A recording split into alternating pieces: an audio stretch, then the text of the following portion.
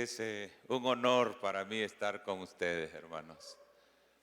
Desde hace un tiempo, hace algunos años que tuvimos la oportunidad de venir a México y conocer un poco de su cultura. Cada vez que hemos venido nos han apenado. Ustedes se exceden en su hospitalidad, ustedes se exceden en el trato con todas las personas. Yo creo que todo el pueblo latino es un pueblo caluroso, humanamente hablando, pero lo que yo he encontrado aquí ha sido extraordinario, hermano. Gracias. Gracias por invitarnos, gracias por recibirnos. Aún estando en el seminario ahí en Cleveland, el hermano Carlos Castro, mi hermano, mi amigo, allá él nos atendía y organizaba eventos en su casa y nos invitaba a todos los latinos, a los africanos, y nos daba una oportunidad extraordinaria. Gracias, hermano Carlos. Gracias a todos. Esta noche quisiéramos reflexionar un poco sobre los signos vitales de la iglesia local. Y para eso quisiera leer con ustedes unos versículos en Efesios 4, de 11 al 12. Son unos versículos bien conocidos y bueno, vamos a leerlos. Pero antes de leerlos, yo les voy a invitar que ahí, así como están, inclinemos nuestra cabeza y le digamos: Señor, estamos aquí adorándote. Todo este tiempo, este día ha sido extraordinario y ahora abrimos nuestro corazón de nuevo, lo mantenemos abierto, nuestro espíritu, nuestra mente abierta a tu palabra, Señor. Deseamos escucharte. Deseamos que hables a cada uno de nosotros en particular y nos digas algo que nos inspire, que nos dé dirección, que nos enseñe cómo seguir en el camino donde tú nos has colocado. Algo que podamos compartir aún con aquellos que no están aquí esta noche. Te lo pedimos, Señor, en el nombre de tu Hijo Jesucristo. Dice así: y Él mismo constituyó a unos apóstoles, a otros profetas, a otros evangelistas, a otros pastores y maestros, a fin de perfeccionar. En otras versiones, en vez de perfeccionar, dice capacitar, entrenar, equipar, preparar a los santos para la obra del ministerio, para la edificación del cuerpo de Cristo. Y en el 13 dice: hasta que todos lleguemos a la unidad de la fe y del conocimiento del Hijo de Dios, a un varón perfecto, a la medida de la estatura de la plenitud de Cristo. Es como Pablo describe cómo funcionaba la iglesia apostólica, la iglesia dirigida por los apóstoles, la iglesia del primer siglo, la iglesia de Hechos, hermanos. Ahí en esa iglesia cada uno era un ministro, porque todos ministraban. Cuando el centro de avivamiento, el mover espiritual estaba en Palestina, en Asia Menor, todo, dígalo conmigo, cada discípulo era un ministro. Cuando pasó el tiempo, el centro de avivamiento se movió hacia Europa, después se movió hacia Norteamérica, y en ese camino hubo algunos cambios. La mentalidad de muchos cristianos fue transformada en una mentalidad de auditorio. Ahora el centro de avivamiento se está moviendo hacia el cono sur y la iglesia está cambiando no solo en nuestras latitudes, sino en todo el mundo. La iglesia está cambiando para volverse como la iglesia apostólica. De hecho, hermanos, la iglesia de Dios nació con ese espíritu de ser parecida a la iglesia de Hechos, con gente que no estuvo satisfecha ni conforme y empezó a buscar algo más para ser parecidas a la iglesia de Hechos. La iglesia se está volviendo un poco más así como esa iglesia apostólica, donde había apóstoles como Pedro, que aún dice la Biblia en Hechos 5, por su sombra ocurrían prodigios y milagros. Una iglesia donde habían apóstoles como Pablo, que por sus pañuelos y delantales que traía la gente y él los tocaba, ocurrían maravillas, dice en Hechos capítulo 19. Y por hermanos profetas como Agabo, que cuando decían la palabra profética, la iglesia les escuchaba y tomaba decisiones.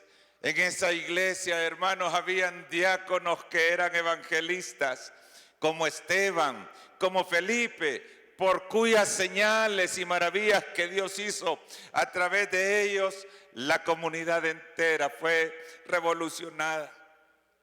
Ahí habían discípulos, ahora les llamamos miembros en la iglesia.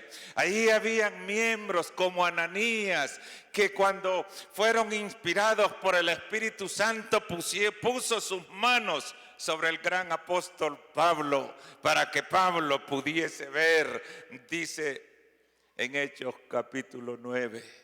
¿Qué iglesia esa, hermanos? Dice que un día fueron dispersados y los que se movieron fueron los miembros. No fueron los apóstoles quedaron allá en Jerusalén y dice que por donde pasaban los miembros de esa iglesia, plantaban iglesias en el nombre del Señor. ¿Cuántos dan gracias a Dios por esa iglesia, hermanos? Amén. El diseño de Dios, según nos describe Pablo, es que en su iglesia cada uno sea un ministro del evangelio. En ese diseño, el concepto religioso que nosotros usamos para dividir laicos de ministros no cabe, porque ahí cada uno era un ministro. Y note cómo dice la palabra que leímos, la iniciativa vino del Señor, dice Pablo, Él mismo, hablando del Señor Jesucristo, Él mismo constituyó la idea y la decisión, vino del Señor. Él inició la organización de la iglesia de esa manera. Dios la diseñó así para que penetre al mundo, para que lo alcance para su reino. Y esa autoridad que le fue dada a la iglesia viene de Él. ¿Cuántos podemos decir esta noche? La autoridad que tenemos viene de Él, del mismo Rey de Reyes y Señor de Señores. Cada miembro de liderazgo, como Pablo lo describe, tiene una función diferente, pero todos completan un equipo y el equipo tiene una función clara: dirigir y capacitar a la iglesia. ¿Lo pudo ver ahí, hermanos? Dice, para capacitar a los santos para la obra del ministerio, para equipar, para entrenar a los santos. En otras palabras, en la iglesia del Señor, los líderes tienen la función de inspirar y de entrenar a los santos para que cada santo haga la obra del ministerio. ¿Y cómo se le llama a los que hacen la obra del ministerio, hermanos? Ministros. Se trata de que cada persona crezca y se parezca al Señor Jesús Cuando una persona crece bajo el modelo del Señor y se relaciona con la gente, esa gente es alcanzada para el reino del Señor. En la iglesia del Señor, los líderes son equipadores y los miembros son ministros. ¿Cuántos pueden decirlo conmigo? En la iglesia del Señor, los líderes son equipadores y los miembros son ministros. Los líderes son equipadores y junto con los santos trabajan para hacer la obra del ministerio. Así que usted y yo, hermanos, fuimos llamados a modelar el ministerio para que los miembros, los discípulos en la iglesia aprendan cómo se hace el ministerio. Hoy por la mañana el hermano nos recordaba todo lo que Dios hizo a través de la vida de aquel apóstol Pedro. En su primer mensaje dice la palabra, 3,000 hombres fueron alcanzados. Y ahí da el detalle, dice, sin contar a las mujeres ni a los niños. Lamentablemente en ese tiempo, hermanos, se ponía de lado a lo más valioso del reino, a los niños que el Señor llamó los dueños del reino y a las mujeres que son un terreno fértil en la obra del Señor. Pero calculemos, si los más duros en aquel tiempo y ahora, hermanos, los más duros hemos sido los hombres. Si de los más duros hubo 3,000, calcule usted de los más blanditos cuántos hubo. ¿Cuántos niños? ¿Cuántas mujeres? Yo pienso que al menos unos 6,000 fueron agregados a la obra, al reino, a través de ese primer mensaje. Y le damos vuelta a la página y encontramos al mismo Pedro predicando. Y se convirtieron, ¿cuántos, hermanos? 5,000 hombres, sin contar a las mujeres y a los niños. Esa iglesia rápidamente tuvo sus 15,000 o 20,000 personas. Ahora la pregunta es, hermanos, ¿quién le dio el cuidado pastoral a esas 15 a 20,000 personas? ¿Qué piensa usted? ¿Quién lo hizo? Solo eran 12 apóstoles. ¿Usted cree que 12 apóstoles podían darle el cuidado a 15,000 personas? No, hermanos. Esos apóstoles equiparon a los santos para que cada uno realizara el cuidado pastoral de esos recién convertidos. El trabajo del pastor no es pastorear a todos. Si nosotros nos asumimos la labor de pastorear a todos, no vamos a pasar de 70 a lo más 100 personas. Si está centrado el pastoreo en un superpastor o un pastor pulpo. El trabajo del pastor es asegurarse que todos sean pastoreados. Antes a la gente se le enseñaba, qué bueno que ya pasaron esos tiempos. Pero cuando yo crecí, hermanos, en la iglesia, se le enseñaba a la iglesia, a la gente, a esperar que viniera el pastor para hacer el trabajo. Mire, vamos a invitar al pastor para que le dé el mensaje a su esposo. Vamos a invitar al pastor para que él ore por su enfermo. Qué bueno, hermanos, que esa mentalidad ha cambiado por una mentalidad que es capacitar a los santos, a hacer equipos, que ellos estén en grupos pequeños, que aprendan a ministrar y que ministren. Yo recuerdo, hermanos, no olvido porque fue mi vida impactada. En ese tiempo comenzábamos a ser novios con la que ahora es mi esposa. Ella nació en la Cruzada Estudiantil para Cristo y un día me invitó, vamos, a la reunión del sábado. Y cuando terminó la reunión, aquellos muchachos, todos salieron y dijo el líder, vamos a compartir. Y a mí me dijo, como vos sos nuevo, vos solo mirá cómo se hace. Y fuimos a un parque y aquellos jóvenes, hermanos, todos se regaron y no hubo nadie que no escuchara el plan de salvación. Y yo quedé viendo a ellos, qué tremendo, extraordinario. Él tuvo razón, yo tenía cosas que aprender, aunque había nacido prácticamente desde los 5 años empecé a ir a la iglesia y a los 8 años había aceptado, pero yo no había visto eso. Nosotros íbamos en las esquinas y hacíamos cultos que llamábamos evangelísticos y el pastor me, usted va a dar el mensaje, usted va, pero así toda la iglesia. Fue impactante para mí. No fueron a invitar al culto evangelístico del domingo.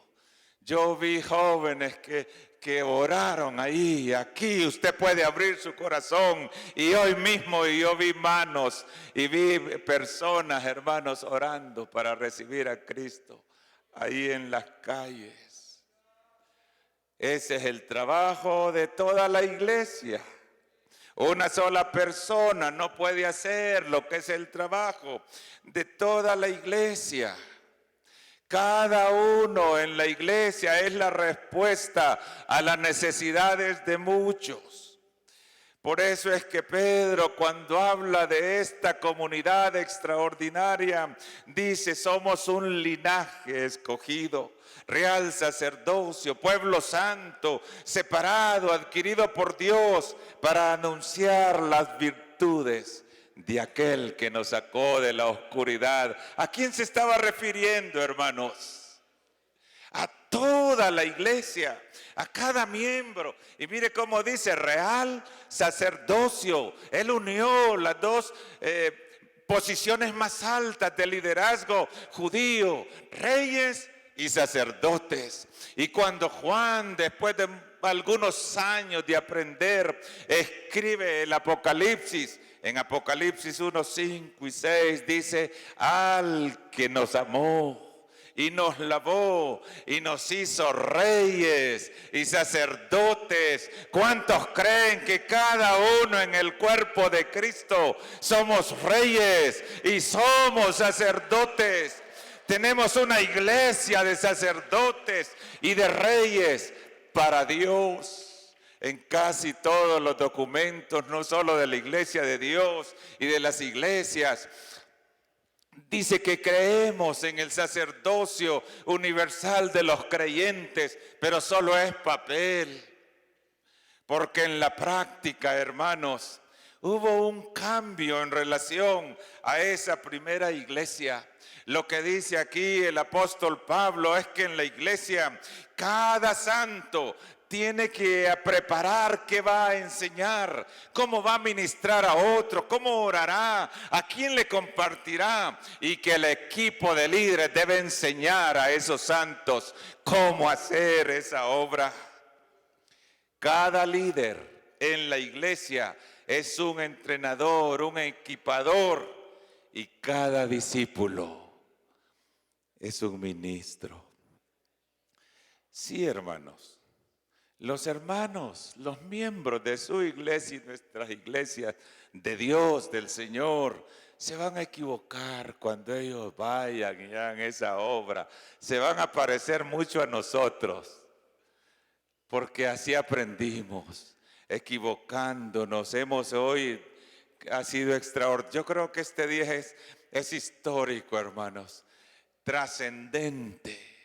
El día que empezamos a pensar que debemos ser mentores, porque lo que dice Pablo aquí, que cada pastor, cada apóstol, cada profeta, cada evangelista, cada maestro en la iglesia del Señor es un mentor para preparar al pueblo para que haga la obra. La misión de la iglesia, hermanos, dicho en una sola frase, es hacer discípulos. Todo lo que hacemos y los ministerios y todo lo que nos ocurra contribuye a cumplir esa misión de hacer discípulos, de traer a una persona desde ser no cristiano hasta ser un servidor, un sacerdote. Pero funcionar así, hermanos, implica algunos cambios. Creo que uno de los cambios que implica es que nosotros, los pastores y algunos líderes, nos bajemos del escenario y dejemos a la congregación que ellos suban al escenario. ¿Cuántos han percibido eso, hermanos? No es una iglesia que desde el punto de vista humano está centrada en el pastor. Desde el punto de vista humano, esa iglesia apostólica de Hechos del primer siglo está centrada en toda la congregación. Y no siempre es fácil, ¿verdad, hermanos? Yo recuerdo, hermanos, un día uno de los hermanos de nuestra célula madre, de los líderes varones, él empezó a invitarme: hermano, yo quiero que usted vaya a mi célula. Sí, hermano, un día voy a ir. En realidad no ajuste el tiempo para ir a todas las células, pero fue tanta la insistencia que un día yo fui a la casa del hermano Elías. Él tiene una casa grande en una zona peligrosa y pobre que se llama La Flor del Campo. Unió la célula de él y la de su esposa.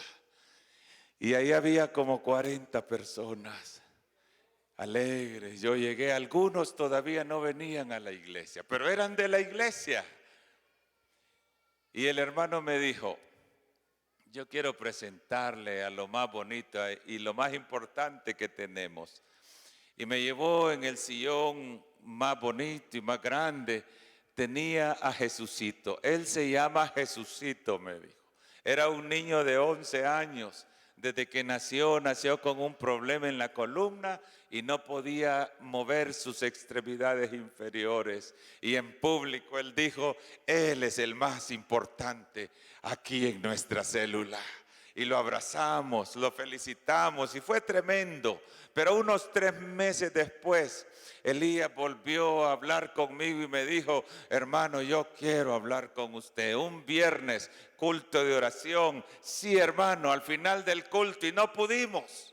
Y el domingo, hermanos, él volvió a decirme, yo pensé, a lo mejor hice algún error y me va a regañar el hermano. Así que después del culto platicamos, yo me senté bien y le dije: me voy a sentar bien para que me diga todo lo que quiere decirme. Y el hermano Elías me quedó viendo y me dice: hermanos, solo quiero pedirle perdón. ¿Qué pasó? Yo ya me tranquilicé un poco. ¿Qué pasó? ¿Por qué? Perdóneme, hermano, perdóneme, no debía haberlo hecho. ¿Y qué hizo, hermano Elías? Cuénteme. Yo debía hacerlo. ¿Y qué pasó? Es que hace unos días se murió Jesucito. Y yo no le conté, no sé, me confundí. Era el primer muerto en una de nuestras células. Y se me olvidó decirle: ¿y usted qué hizo, hermano? Le dije: mire, le compramos el ataúd. Nos reunimos en mi casa, ahí lo velamos, ahí yo prediqué la palabra. Al día siguiente acompañamos una familia pobre, hermanos. Fuimos hasta el cementerio y ahí volvimos a predicar. Y los hermanos estuvieron orando, dando palabra. Y cuando él me contaba, hermanos, yo pensaba: qué cosa más bonita. Y qué vergüenza que yo no estuve. No, hermano, por eso no se pide perdón. Yo debo pedirle perdón, porque mire, hermanos, en la iglesia del Señor cada miembro es un ministro. Ese es el mensaje que nos da el apóstol. ¿Y qué hacían estos hermanos con una iglesia grande de cerca de 20,000 personas? Dice que en primer lugar no tenían templo. Los primeros 3 siglos no hubo la preocupación de construir templos en la iglesia del Señor. Se reunían en el templo de Jerusalén y se reunían en las casas. Y mire qué hacían en las casas. Hechos 2, 42 al 47. Y perseveraban en la doctrina de los apóstoles y en la comunión y en el partimiento del pan y en las oraciones. Y vino temor sobre toda persona, y muchas maravillas y señales eran hechas por los apóstoles. Y todos los que habían creído estaban juntos y tenían en común todas las cosas, y vendían sus propiedades y sus bienes y lo repartían a todos según cada uno tenía necesidad. Y perseverando unánimos cada día en el templo y partiendo el pan en las casas, comían juntos con alegría y sencillez de corazón, alabando a Dios y teniendo favor con todo el pueblo. Y el Señor añadía cada día a la iglesia los que habían de ser salvos. ¿Qué hacía esta iglesia, hermanos? Dice que el Señor añadía cada día los que habían de ser salvos. Esto significa que era una iglesia que compartía la palabra del Señor, que predicaba, que evangelizaba. Una iglesia viva y saludable, hermanos, siempre cumple esta función. Esta es una función vital en la iglesia del Señor. En las células es así, en toda la iglesia general es así, en el distrito, en la región, en el territorio. Signos vitales. En nuestro cuerpo, la temperatura, como estuvimos ya hablando, son signos que hablan de vida. Una iglesia, hermanos, no puede hacer discípulos si no sale para alcanzar personas para que éstas sean salvas. Sí, el Señor da el crecimiento, pero lo que escribe Pablo es, ¿qué dice, hermanos? Uno sembró, el otro regó y Dios dio el crecimiento. Eso significa que si nadie siembra y nadie riega, no habrá crecimiento. Todo empieza compartiendo el mensaje poderoso del Señor. Un día cuando Dios llamó a Moisés, hermanos, este versículo a mí me transformó cuando yo lo descubrí. En Éxodo 3:10, después de todo el proceso y la historia de la zarza que ya todos conocemos, al final Dios habla con Moisés y le dice, te voy a decir claramente para qué yo te necesito. Ve y libera a mi pueblo que está esclavo en Egipto. Un día, hermanos, pensando en este versículo, ¿cómo dice ahí Dios? Libera a mi pueblo que está esclavo en Egipto. Y nosotros generalmente utilizamos Egipto como símbolo del mundo, de esclavitud, de daño, de destrucción. Así que yo desde esa vez que entendí algunas cosas, yo me di cuenta que la mayoría de los miembros de la Iglesia de Dios, del Luarca Tizatillo, donde nosotros estamos, y la mayoría de los miembros de sus iglesias no están sentados en el templo, hermanos. La mayoría de los miembros de la Iglesia de Dios de aquí de México, aquí representada en ustedes, la mayoría de esos miembros todavía están en las cantinas, todavía están en las drogas, en las maras, todavía están perdidos. Pero la labor nuestra es ir y liberarlos y decirles, usted no pertenece aquí, usted pertenece a la iglesia del Señor. ¿Cuántos sabían eso, hermanos? La mayoría de sus miembros no son los que están en los registros de membresía. La gran mayoría todavía espera a una iglesia que vaya, que se organice, que mande a toda la iglesia y que vaya con sus pastores y sus líderes para que sean liberados. El Señor Jesús lo dijo en una sola palabra: id. Así que el equipo de líderes capacita y organiza a los santos para que los santos hagan la labor del ministerio. Las células, hermanos, en la iglesia primitiva fueron el brazo para alcanzar a los perdidos. Usted puede imaginarse 15,000 personas reunidas. ¿Cuántas casas estaban al mismo tiempo en diferentes lugares reunidas? Y en cada una de esas casas venía uno, otro, de tal forma que ni se podía contar. Y lo que el escritor dice, el Señor añadía cada día. No hay pastor que pueda hacer esto, hermanos. Las ovejas se reproducen, ellas. El pastor las dirige, las alimenta, las nutre, las cuida. En las reuniones de cada día en las casas, el Señor añadía a personas para el reino. Un signo de que la iglesia está viva es que hay gente que se está convirtiendo. ¿Cuánto hace que se convirtió la última persona en nuestra iglesia, hermanos? Pero mire, la otra cosa que hacían ahí en la célula, dice que perseveraban en la doctrina. Esto se ha estado repitiendo, creo yo, en estos días, la enseñanza, discipulado, hacer discípulos. Todo lo que la iglesia hace, hermanos. Mire, una persona llega invitada a un grupo en una casa. Ahí se convierte, ahí aprende a orar, a leer la Biblia, ahí aprende a ofrendar. Eso es discipulado.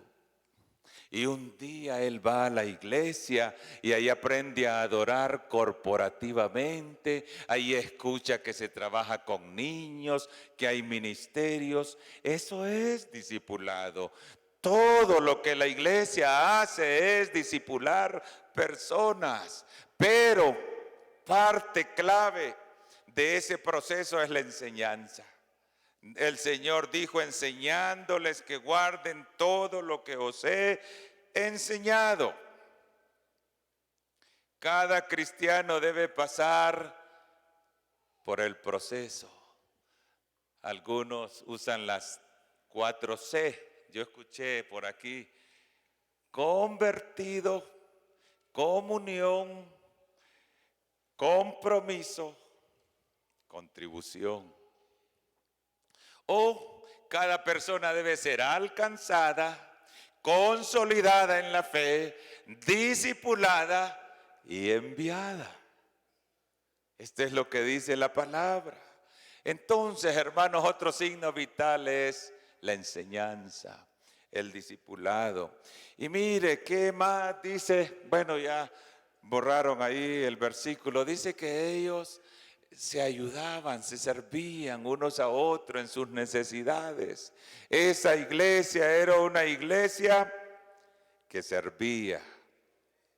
Este es otro signo vital de la célula, de la iglesia, de toda la denominación, iglesia de Dios.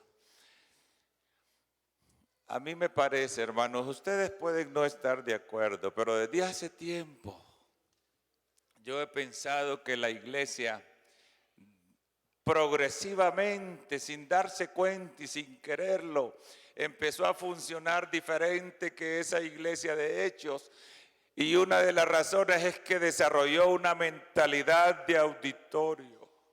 Una o dos veces a la semana va a la reunión y se sienta para escuchar el mensaje y escuchar al grupo de alabanza y unos cuantos que sudan la camiseta. Y se sientan y al final de la reunión dice, hoy estuvo bueno el mensaje. Juzgan como el auditorio, o en algunas ocasiones dice, hoy no fue un buen mensaje. Parece que el pastor no se preparó. Un día un hermano me dijo a mí, usted pasa y no se prepara. Fíjese, nunca no he llenado las expectativas a lo mejor, ¿verdad? Pero es el sentido de ser el auditorio. Parece que el grupo está mal organizado, parece que no organizaron bien. O en algunas ocasiones se acercan y le dice, pastor, qué bonito mensaje, lo felicito. Entonces sale de la iglesia y sigue viviendo su vida secular. Ya cumplió con su actividad espiritual semanal. Pero creo yo, hermanos, que uno de los cambios que está pasando en la iglesia actual es ese cambio de actitud de sírveme a servir, porque la iglesia dice que se servían, se ayudaban uno al otro. Sí, la iglesia debe satisfacer las necesidades y queremos satisfacerlas, hermanos, pero cuando cada uno esté enfocado solo en él, en qué voy a recibir, en qué me va a dar, a ver qué obtengo, que oren por mis necesidades, nos volvemos insatisfechos, quejosos, murmuradores. Pero cuando empezamos a servir no nos queda tiempo de pensar cómo estuvo el culto. Este y este necesita que le sirvamos. Porque es mejor.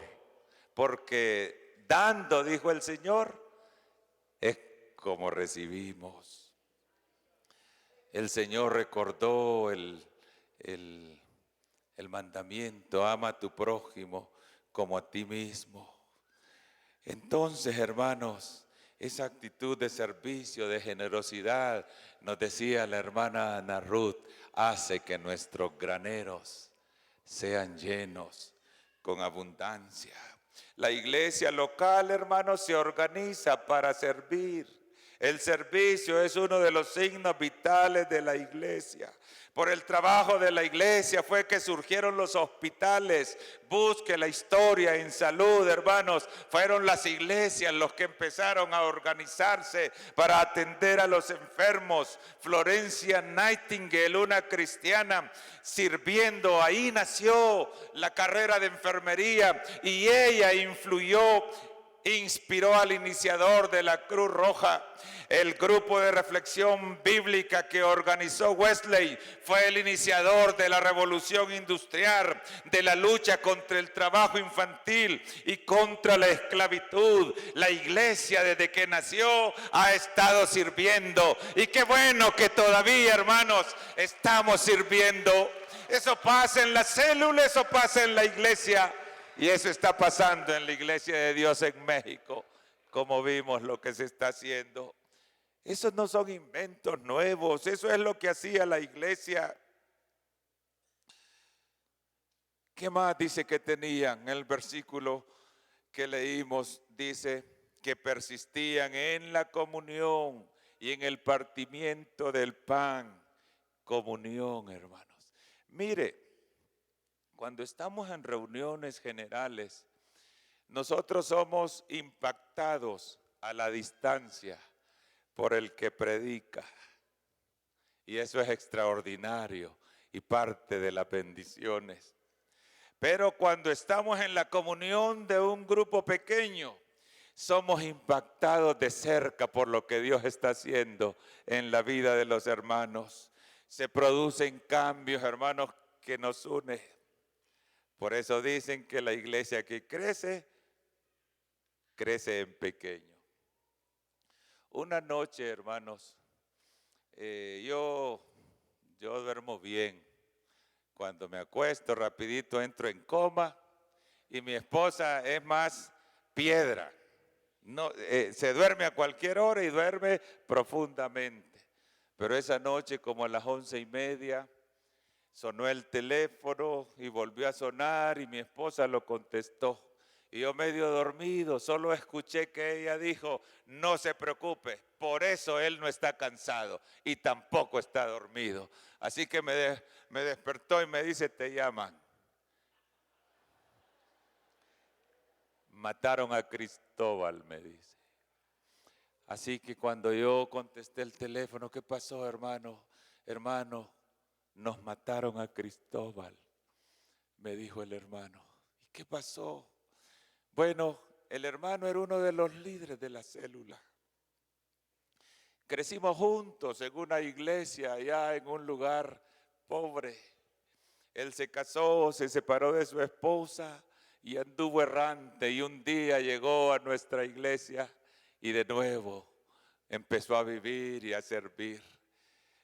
Esa noche había sido una noche con mucha lluvia y las células que él dirigía no pudieron reunirse. Y se llamaron por teléfono: hermanos, no vamos a poder, no podemos salir. a pie en la flor del campo. Pero él decidió, bueno, está bien, hermanos, pero él decidió ir a visitar al discípulo más nuevo de la célula. Y así bajo la lluvia se fue, y una cuadra antes de llegar a la casa de ese discípulo aparecieron 4 delincuentes y lo asesinaron. Y ahí se corrió la voz. Dicen que mataron a un pastor. Así que yo me fui a la morgue, y cuando llegué ahí en la morgue, hermanos, encontré 10 hombres de la célula del hermano Manuel, que es uno de nuestros líderes de nuestra célula madre. Y yo solo desde el carro, bajé el vidrio, hermanos, ¿cómo va todo? Y ellos me dijeron, aquí estamos, hermanos, esperando. ¿Y hasta qué hora van a estar? Hasta que entreguen el cuerpo. No se preocupe, hermano, no se preocupe, aquí vamos a estar nosotros. Yo no sé qué rostro me vieron, pero así me dije, no se preocupe, aquí vamos a estar. ¿Y dónde está Manuel? Ahí está en la funeraria. Voy a ir donde él. Y cuando llegué, su hijo, hermano, se acercó a mí y me dijo, hermano, si no hubiera sido por el pastor, no sé qué hubiéramos hecho. Pero el pastor no era yo, hermano. El pastor era Manuel, el líder de la célula, donde asistía Cristóbal. Qué bueno. Y cuando llegó Manuel, ¿qué pasó? Ya me contó la historia. ¿Y cómo está todo aquí? Ya todo está bajo control, me dice. Vengo de pagar el ataúd y pagué también para que preparen el cuerpo. Y en mi mente, hermanos, yo pensaba, ¿pero qué hago? Tengo que hacer algo, ¿verdad? Y yo andaba un cheque que me había en ese tiempo, yo trabajaba en Compasión todavía, un reembolso. Mire, hermano, aquí está por si se necesita. Y si no, usted sabe que estamos construyendo. Mire, hermanos, lo que pasa a nivel cercano en la comunión de los santos es extraordinario. Es más que solo estar, como decía la hermana, tener una relación de púlpito. No, hermanos, la iglesia necesita estar en comunión y necesitamos facilitar que se organicen como funcionaba la iglesia de aquel tiempo en las casas, para que además de ser impactados a la distancia por el que predica, por el mensaje, sean impactadas de cerca por las vidas con quien tiene comunión. Y lo último, hermanos, que dice que alababan a Dios en la célula. Qué bonito, ¿verdad? Eran adoradores, hermanos. Mire, frecuentemente nosotros actuamos como espectadores, como estaba diciendo, pero aquí ha sido algo extraordinario.